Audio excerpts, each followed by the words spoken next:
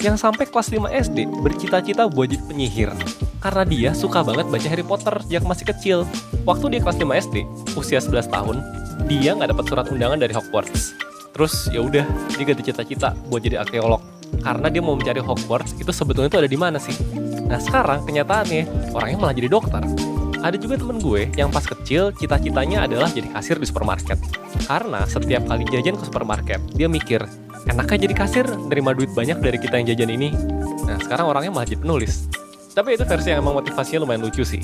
Ya ada juga temen gue yang dari kecil mau jadi dokter dan beneran jadi dokter.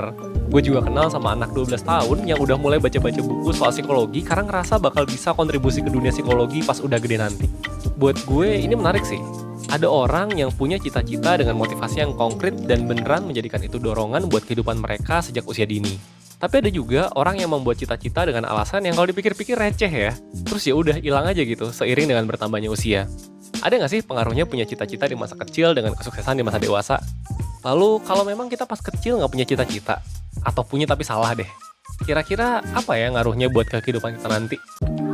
Baik, selamat datang di vlog kelompok kami, yaitu kelompok 8. Pada kesempatan kali ini, kelompok kami akan membahas dengan tema yaitu panggilan hidup.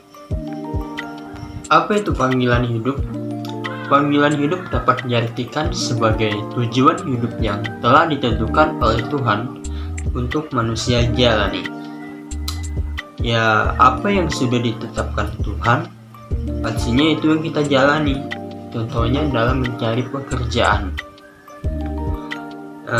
Sekarang ini karena sudah ikut perkembangan zaman, sekarang agak susah untuk didapatkan. Bahkan ada yang tidak sama sekali bekerja. Saat Indonesia merdeka pada 17 Agustus 1945, Indonesia belum sepenuhnya merdeka. Kenapa? Karena kemerdekaan Indonesia belum diakui oleh negara manapun. Dan setelah Indonesia merdeka pun masih saja ada negara yang menjajahnya. Nah, lalu 2 tahun setelah merdeka, Mesir adalah negara pertama yang mengakui kemerdekaan Indonesia, lalu dilanjutkan dengan Suriah, Yaman, Hindia, hingga Vatikan, yang menjadi negara pertama yang mengakui kemerdekaan Indonesia. Hal ini sangat berdampak bagi panggilan hidup kita. Nah, di lingkungan pekerjaan telah terjadi adanya pelanggaran hak dan pelanggaran kewajiban untuk para pekerja. Kita sebagai masyarakat Indonesia memiliki panggilan hidup dalam aspek moral yang sudah dibentuk oleh nilai-nilai Pancasila, dan dapat menggunakan nilai-nilai tersebut terkait dengan pelanggaran hak dan pengingkaran kewajiban. Gimana Pak? Pengalaman kerja? Belum pernah Pak. Terus selama ini ngapain aja? Nganggur Pak. Wah. Aduh. Belum berpengalaman udah ngelamar kerja. Maaf mas, itu pintu keluarnya. Dalam kehidupan kita pasti memiliki ketertarikan atau bisa dibilang panggilan hidup. Nah, panggilan hidup ini harus kita tekunkan dan kita jalani sebagaimana mestinya. Panggilan hidup dapat berupa niat, pekerjaan, cita-cita, dan sebagainya. Kita ambil saja contoh pekerjaan yang pastinya akan dimiliki oleh manusia. Nah, dalam mencari pekerjaan, kita harus tekun, rajin, dan memiliki dasar pengalaman yang baik agar kita bisa diterima dalam pekerjaan tersebut.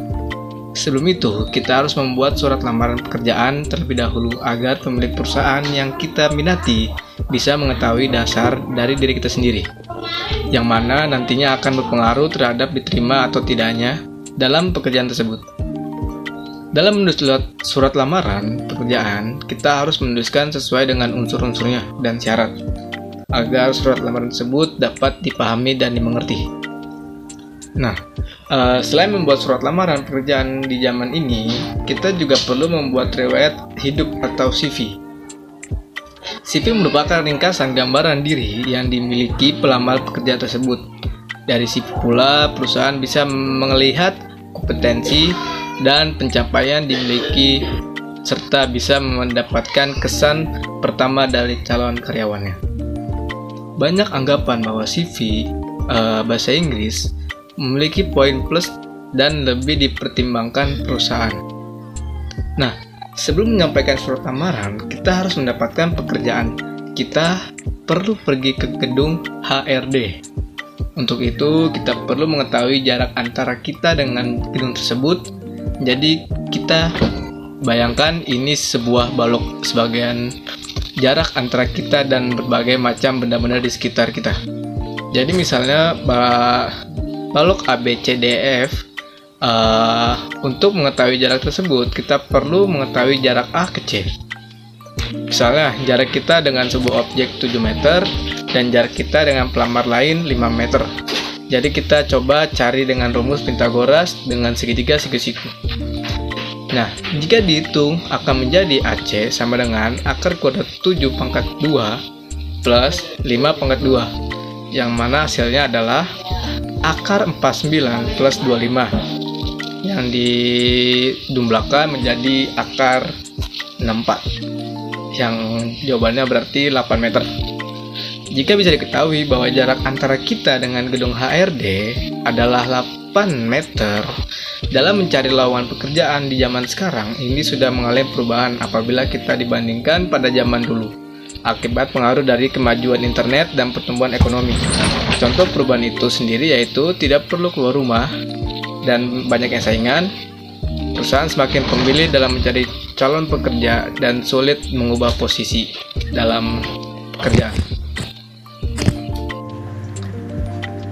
Akan tetapi, kita harus mengikuti dan menghadapi perubahan tersebut.